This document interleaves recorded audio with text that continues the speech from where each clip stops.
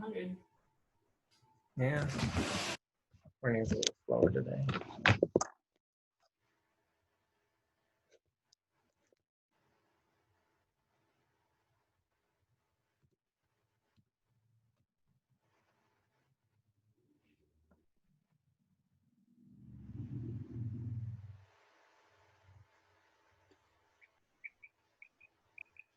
Bonsoir. Hello. Bonsoir, monsieur.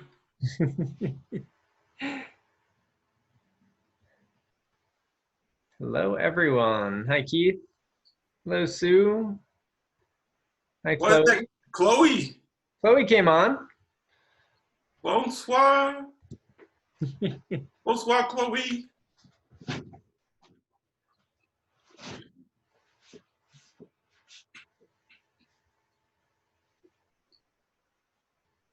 Okie dokie. Do you want us to mute or stay on or? You can stay any which way you'd like. If you start annoying me, I'll mute you, but but Keith, I like you, so it's okay. Good to know.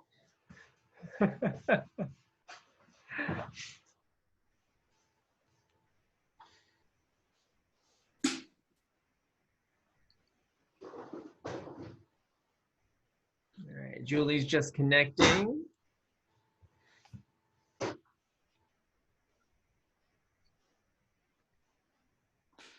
The audio is always the last thing to connect.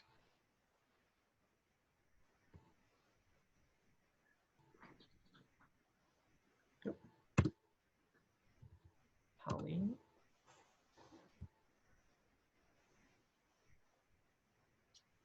All right, Holly's connecting. Hi, Holly. And someone else connected. That's a telephone number I'm not familiar with. Glad that they phoned in, though.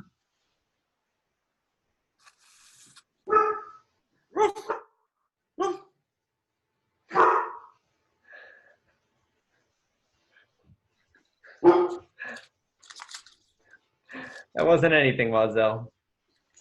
Wasn't anything. Wazell knows I'm on For everyone to see, this is Wazell. He's a wonderful pup.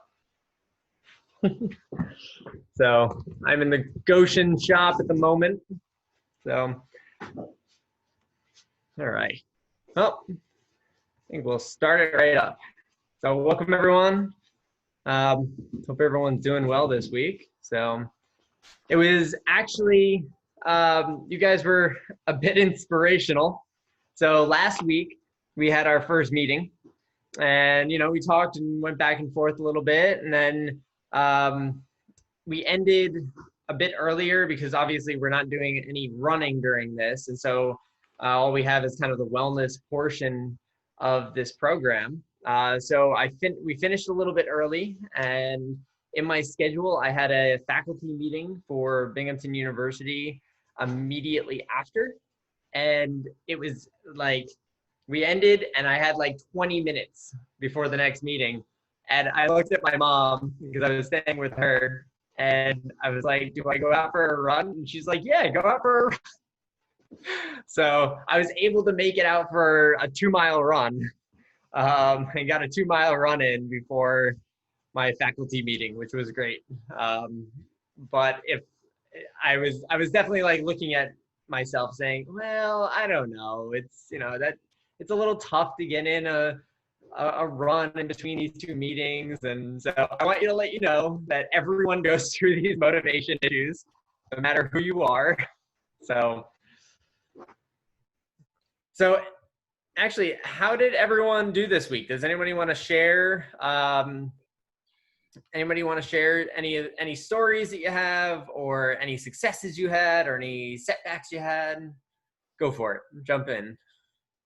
I've been running 5Ks. You've been running 5Ks? Yeah, in like 35 minutes. Nice. So it's kind of a warm up. Very, very nice. I find this is Sue. Say it again. Do you hear me? This is Sue. Do you hear me? Whoops. I can, yeah. My speakers are a bit low. I have bad speakers. Okay. Hear you. You can hear me? Yeah. Okay. All right. I found the heat to be a little bit oppressing when I'm running. I have a really hard time with heat. So, but it was good. I like the lunges and I like the format of the 30 seconds on, 30 seconds off. I used a HIIT interval app on my phone Nice. that signaled when I should, switch from walking to running. And yeah, that just played through my headphones. So that was really nice. That hit. I can't remember the name of it. There's tons of apps out there for the intervals. So, Awesome. No, that's good. I'll go with Sue. Like I thought the heat was really hard to work through this week. Yesterday I went out for what was my longest run in a while, and I looked at my heart rate, and because of the heat and the heart rate, my heart rate was like maxing out, which was like, whoa, like what's going on? And I think it's really the heat. So what I've been trying to do is, even though I don't love getting up in the morning, I've been setting like 4 alarms in a row to get so by the 4th alarm, I'm like, okay, I'm already awake. I might as well get out and do this before it gets too hot throughout the day where I'm cursing myself for like not going out sooner. But that was, because I'm with you. The heat was really hard this week. Yeah, the heat has been tough, without a doubt. Yeah, Wazelle goes out for runs with me, and she's been having some issues with going out in this heat. So actually, that's a great point, Chloe. Getting up in the morning, and it's really a preference whether you like to get up in the morning or just stay up until 9 o'clock at night to go run. That is a preference.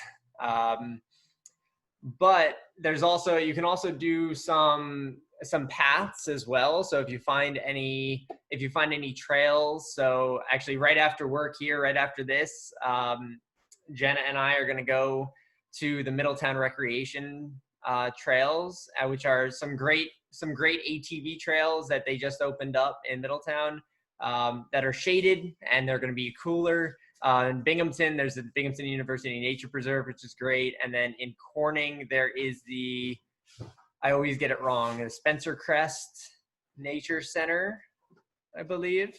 I always get that one wrong though. That's a great trail system as well. So those are definitely a couple good ones, either waking up in the morning or going to some trails as well. The nature trail is certainly a lot of mosquitoes. Oh,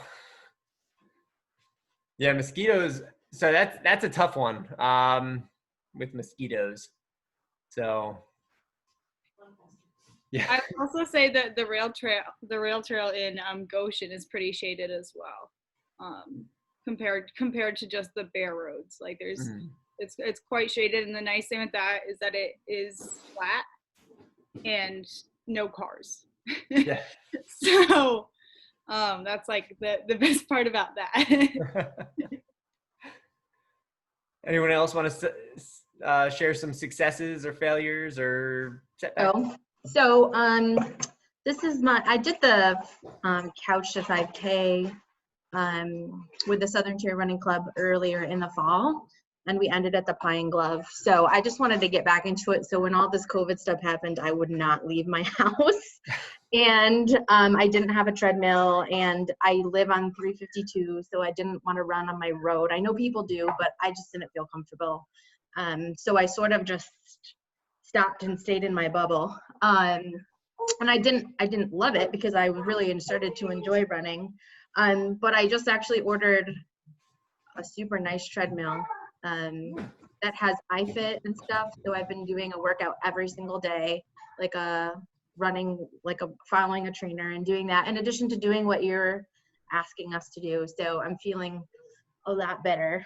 And then So I've been, doing 1 to 2 of the workouts a day, depending on when my kids let me. I don't know if you've heard them like running through, but and I'm an educator, so I actually have the summer off, so I can kind of choose when I want to do my workouts, which is because I don't like the heat either. I don't enjoy running outside in the hot weather. So that's been kind of helpful. So far so good. I've had it since Thursday and I've done a workout every single day. So feeling good.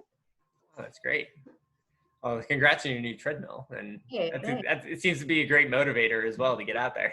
especially when you have someone yelling at you through the screen too, like to keep going.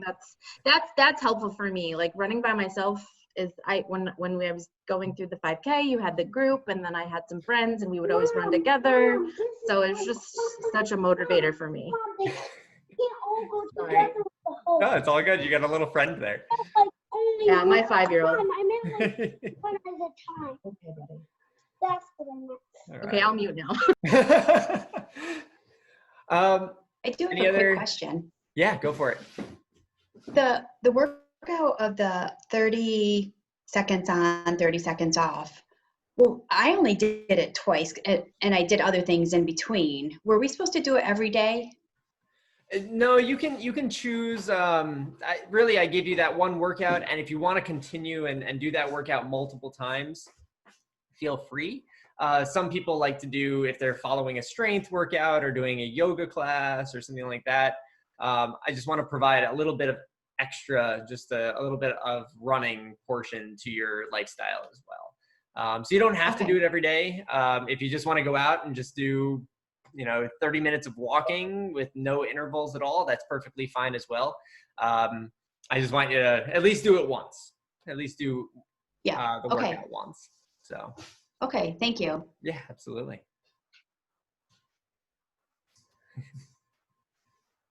All right. Well, I'm going to share my screen. So I did open up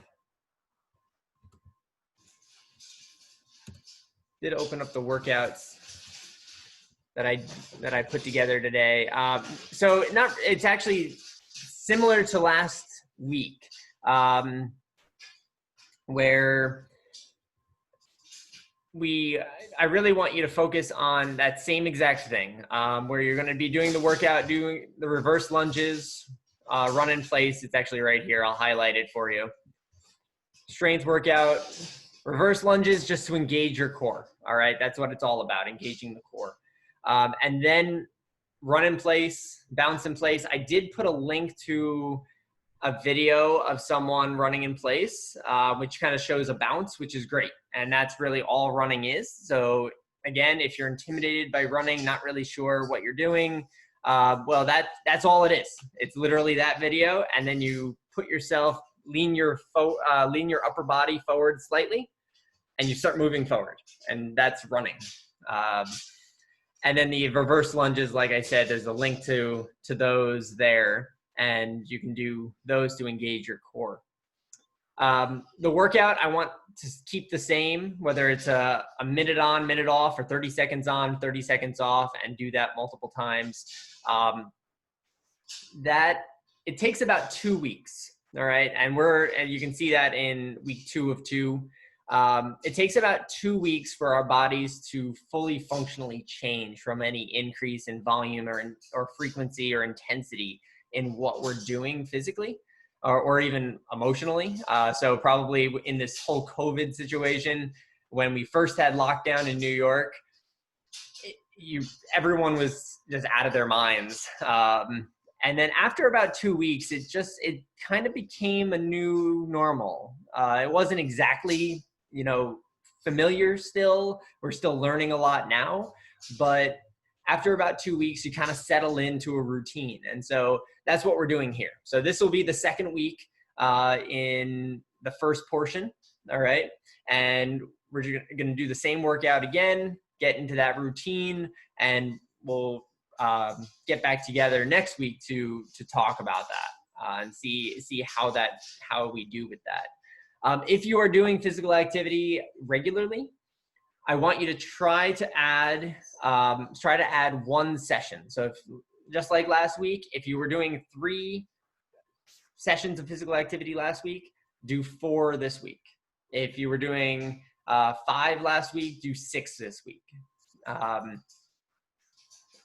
Even if you get out there for 10 minutes, all right, a 10-minute walk is better than nothing. So the other day, I didn't get out there for a workout or a run or anything of that sort. And Jenna and I looked at each other, looked at our kids and said, okay, we're going to go out and we're going to walk to Sugar Lips, which is an ice cream store in Binghamton. And we walked to Sugar Lips, which is a mile there, and we walked home, which is a mile back. And that was what we did. 40-minute walk, and we were very happy that we got physical activity. Do that, all right? Doesn't matter what it is, get out there and do something, 10 minutes, all right? Try to get just more frequency and try to get that routine underneath your belt where getting out every single day or at least 6 days a week, eventually, if you're out 2 days a week, we just want to increase to 3, becomes non-negotiable. So that's what this is all about, lifestyle changes and this mindset changes. You want to make it non-negotiable. So that is your homework for this week. All right. If you have questions about that, please feel free to reach out and ask. I will say I will try to get to them as much as I can. I think I answered most questions from last week. We are, just to let you know, we are actually moving our Binghamton store to a new location. We close on our building on Monday, and we're moving over to Wegmans, or the Wegmans area in Johnson City. So this next week is going to be insane for us. It's exciting, but it's also going to be insane. The next couple of weeks. Chloe's the manager of the Goshen shop. She's very happy that she's not in Binghamton right now. Yeah. So that being said, if you have any questions or anything, you can also I'll have Matt share my email with you guys at the end, and you can contact me, and I might be a little bit more easier to help you guys out with this week. A little bit less going on, and if you're in the Hudson Valley area, let me know, because I have some ideas for us as well as things open back up. All right. Well, on that note, I wanted to talk a little bit about footwear science. Every week, I'm going to talk a little bit more about something sciencey that kind of gives you some idea on different aspects of lifestyle change. It's at the bottom here. I'm going to talk a little bit on dynamic footwear science, since that's really where we come from, and that's kind of a core of what we do. It's actually one of the lectures that I do at Binghamton University as well. It's actually for us it's going to be 5 minutes, but at the university I talk for a full class period of an hour or so. But we talked about last week, get yourself a proper pair of shoes. All right. And whether that's, you can come into any of the shops, and any of the sales associates are great. They're all trained to fit you properly and help you out. But even if you don't do that and you have shoes at home and they're not worn, completely, definitely make sure that whatever you have works well for you. All right. So when we're talking about dynamic footwear science, the first rule of thumb, all right, the most important part is proper sizing. All right. Most people are in too small a shoe.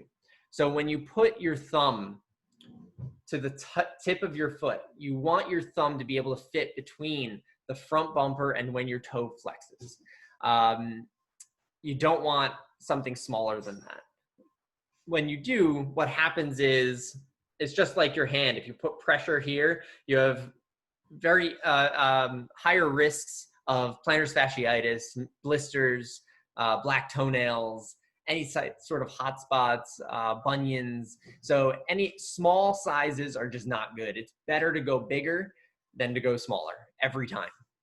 It is an unfamiliar feeling, especially if you've been in small shoes, and typically that's the biggest conversation that we have when people come in. We had a student come in who's a field hockey player, and she was like, yeah, I'm a 6.5. And she left in an 8.5.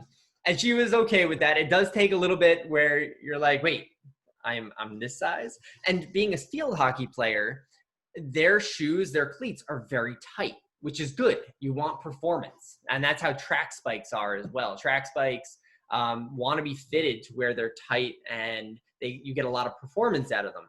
performance and health are not the same thing. So that is one thing in fitness that a lot of studies are geared towards performance when it's not actually health. So make sure you get into a proper size. Your proper size is about a size to a size and a half bigger to your regular dress shoe size. So I wear a size 11 Italian loafer. I wear a 12 and a half sneaker. Ladies, if you know that if you are in a size 7 heel, and I'm telling you to get into a size 8.5 sneaker, if you got into an 8.5 heel, you'd walk right out of them. And that's because your dress shoe size, your sneaker size, two very separate things.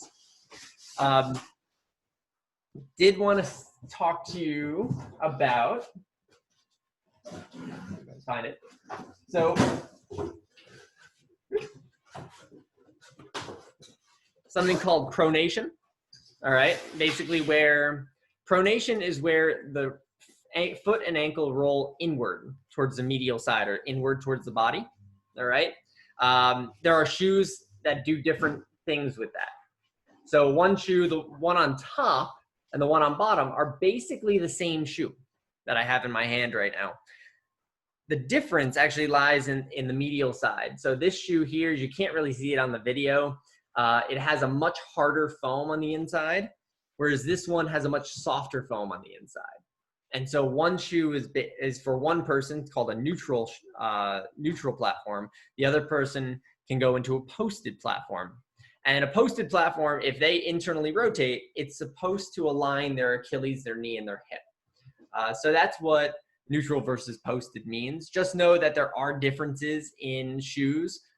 The industry used to be, for sneakers, used to be very heavily posted, where very heavily support and stability, it was called. And what we found in a lot of research that came out is that most people should be on a neutral platform. So definitely when you hear those words, don't be intimidated by those words. You might have to do a little bit of research into what your foot looks like and is. You can put your foot on a wet piece of paper and see how your arch profiles are. So take a look at that. Contour in shoes, you want to just fit the contour of the shoe to your foot. So there are some shoes that, I found it. Found one. So this shoe here is something called a straight last, whereas this one is much more contoured in the midfoot and cut in the midfoot. All you want to do is look at the shape of your foot. If it's more shaped like this is probably going to be more comfortable. If it's more shaped like this is going to be more comfortable. Just know that there's a couple different cuts that are in there. Durability and rotation. If your shoes are older than 6 months and you've used them 3 to 4 days a week, or even if you're working in them, get a new pair. All right, they last about 6 months of regular use. Nurses will go through a pair once every 3 months or so, and they just break down very, very quickly. So what we do recommend, as there's a lot of research that came out on rotation of shoes, where it's actually healthier to get 2 different models of shoes and rotate between the 2, where you have one pair and they last the same amount of time. So you get 2 pairs for a year rather than just 1 pair every 6 months. And it tends to be healthier to get 2 pairs for the year, because that way one shoe will have different pressure points than the other, and you'll have less issues long term. Shoes are not natural, and so we shouldn't treat them as natural. But we have been, at least my guess is most of us have been wearing shoes all our lives, including me. So we have to allow ourselves to continue to wear shoes as well. But they are not natural, so we have to be able to mitigate some of the risks that come with that.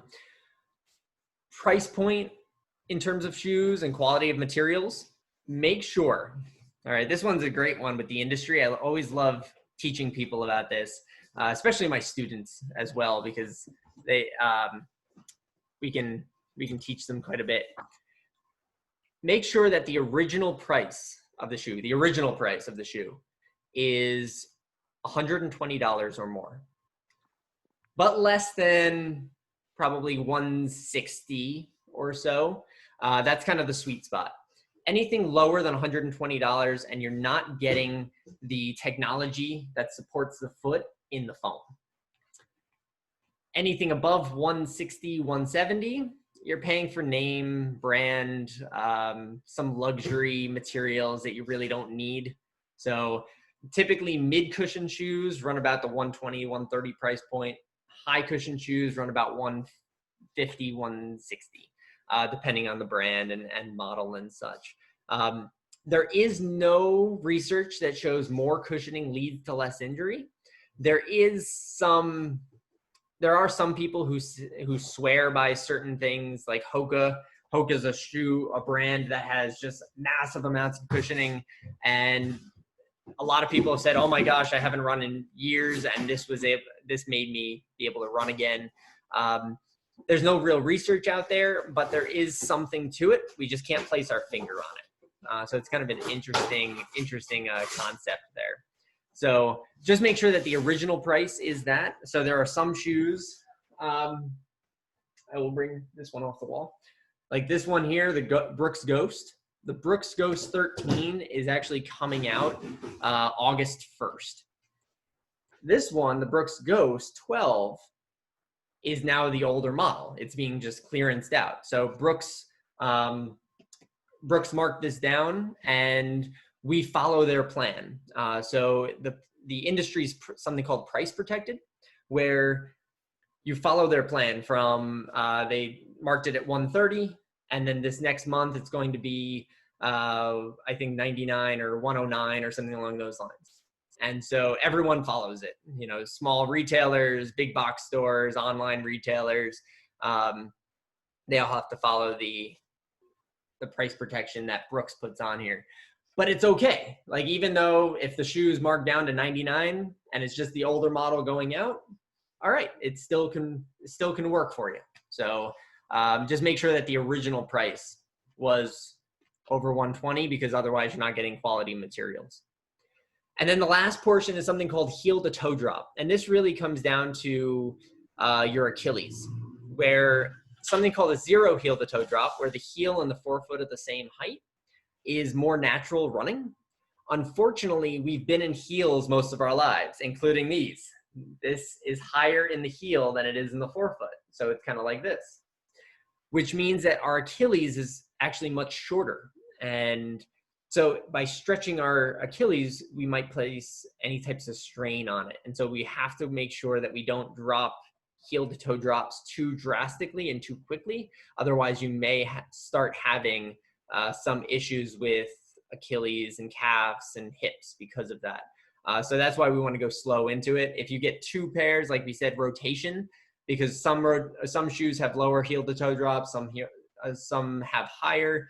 We advocate more towards natural running, generally speaking, as a culture at Confluence, but we also don't want to push people too hard, too fast. Otherwise, they get injured and then they're just out for long periods of time. We don't want that. We want people to be healthier. We want to improve the health of, what people's goals are. So heel to toe drop is an important one to know when you're looking at shoes, making sure that it's kind of fitting where you are in terms of fitness. So that's a little bit on Dynamic Footwear Science. Just wanted to share that with you, just so you have a little bit more of an idea of what it's all about and what we do here. So in terms of anything else that anyone has, any questions, not only on Dynamic Footwear Science, but also on your homework for next week. So we're still doing the same thing. It's week 2 of our lifestyle change and behavior modification. And then that way, next week, we'll move on to the next section of our program and kind of ramp it up slightly. So I will stop sharing this and start looking at everyone again. So if we were to go to do you guys do all of those tests on your feet to see which shoe fits the best? We do. Yeah. Okay. Yeah, we do. Yeah. Our job is to just analyze how you walk, and then pull out 2 or 3 pairs just so you don't get overwhelmed. That we think that will work with your lifestyle, what you're going to use it for, your Achilles, your knee, and your hip, all that stuff. Your job after that is to figure out, oh, do I like the softer foam? Do I like the firmer foam? Do I like the pink? Do I like the green? So that's your job. But that's what all of our associates are trained in to do, is because that dynamic footwear, like that's a lot to digest and a lot to remember. But luckily every sales associate at Confluence has been trained and is there to find you your perfect shoe. It's not what works best for me. I'm trying to find what works best for you. Right. Thank you. Yeah. Any other questions that anyone else has about what we're doing for the week? I had a question. Yeah. I did the lunges last week and my legs were really sore. Are there any stretches or anything that could help with that? Aha, that's a good question. So in terms of stretching, don't stretch before you run or work out. All right. It's static stretching. It was an old adage that the fitness industry grabbed onto.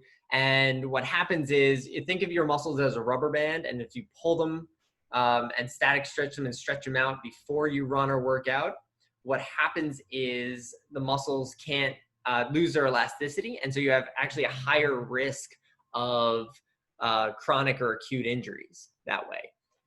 If you static stretch after you work out, especially let's say you work out, like we're going to go for a run right after this. So we work out.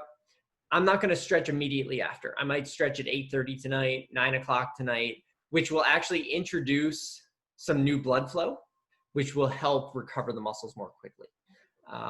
So that is typically a good thing there. On the last week's information, there is a link to a website called triggerpoints.net, and you're probably just experiencing some delayed muscle soreness. But there is a link to triggerpoints.net just in case, because that will help with any sort of muscle knots that you may be experiencing as well. That something in the hip may be pulling something in your hamstring, and that's also a great website and resource too. Thank you. Yeah. So if you type in trigger on Facebook, they don't allow that because it's a word that they don't allow on Facebook. Well, yeah, I don't think Trigger Point's on Facebook. I think it's just on Google. Yeah, just on Google. So www.triggerpoints.net. Oh, I'm sorry. Just a website. Okay, well, I emailed someone the website, and it was not allowed on Facebook. Oh, okay. That's what I meant. Got it. What did he do? What did you do? I do that all the time. Any other questions?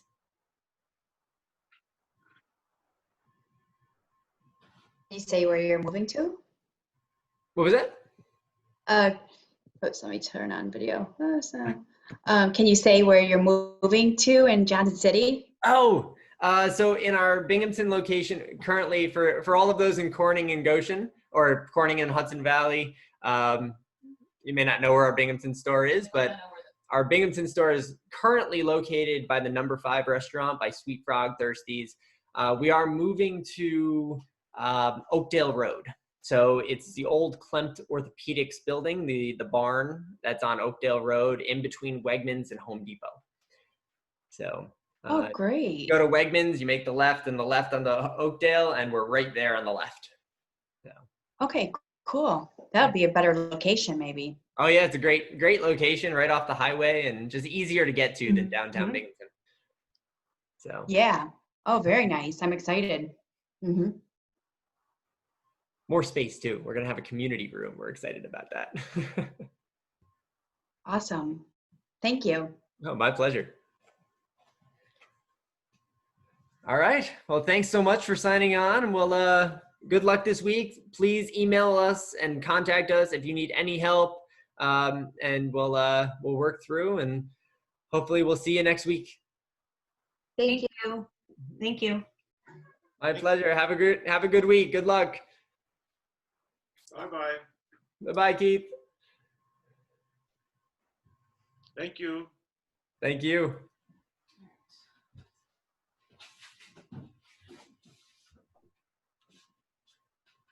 Are they still here?